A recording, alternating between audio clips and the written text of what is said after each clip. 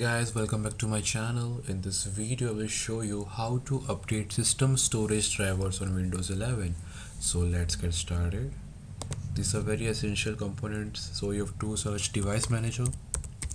In the search list you have to search for device manager. As you can see, a device manager, open it, expand the window.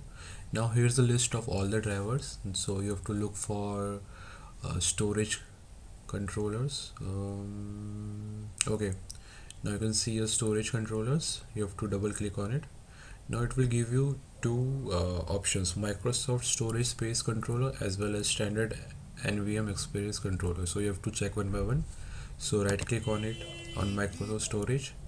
Now go to update driver.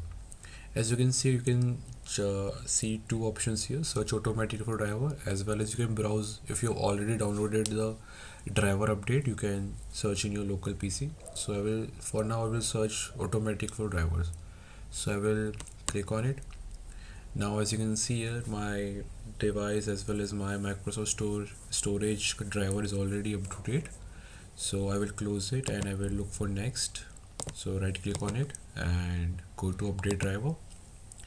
Now you have to also repeat the same process. Click on search automatically for drivers. Now this one is also already updated, up to date. Now what to have to do, like go to settings, search for settings, open it. Now click on this right option here, window update.